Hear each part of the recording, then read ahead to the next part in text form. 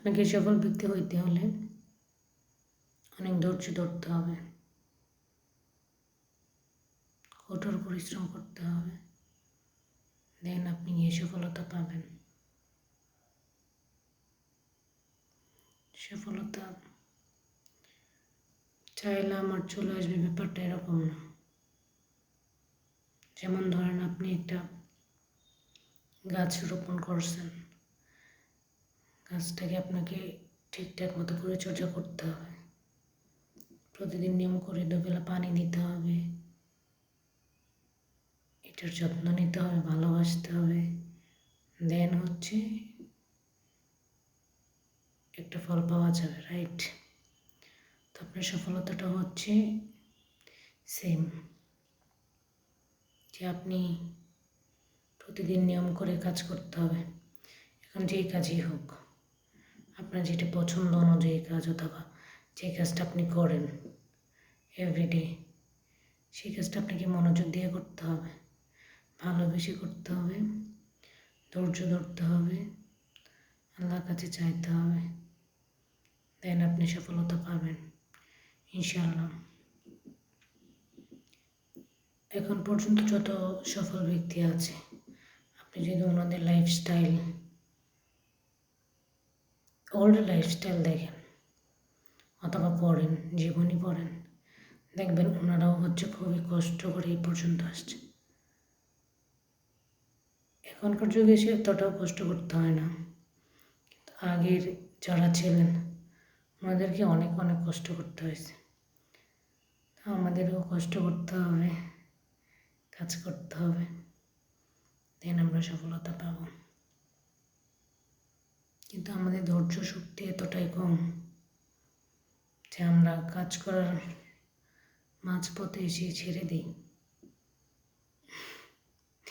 ভাবে কোনো কাজে হচ্ছে না, লাভ লস থাকবেই সব কিছুতে।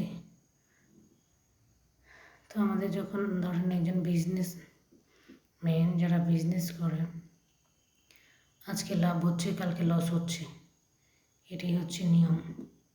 তো সব কিছু চিন্তা ভাবনা করে আপনাকে মাঠে নামতে হবে। এখন ধরেন আমি বিজনেস করলাম, বিজনেস করার পরে আমার মাথায় শুধু এইটাই সেট আছে যে আমি শুধু লাভ করবো, লস হবে না। তখন কী হবে? যখন আমার লস হইলে লস হইতে থাকলো, তখন আমার মনে হবে যে না, আমি কাজটা ছেড়ে দেব। ব্যাপারটা এরকম না, আপনাকে কাজ করার আগে জেনে বুঝে স্টাডি করে আসতে হবে যে আপনার কাজ করলে আপনার হচ্ছে লাভ লস দুইটাই থাকবে। লস হইলে ভেঙে পড়া যাবে না, সময় দিতে হবে, আপনি ঘুরে দাঁড়াবেন একদিন ইনশাআল্লাহ, লাভ লস থাকবে। চিন্তা ভাবনা করে কাজে আসতে হবে।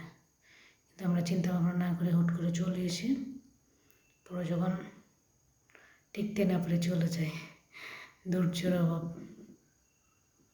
ধৈর্য থাকে না। তো ধৈর্য ধরে কাজ করে গেলে আসলে সফলতা পাওয়া পসিবল।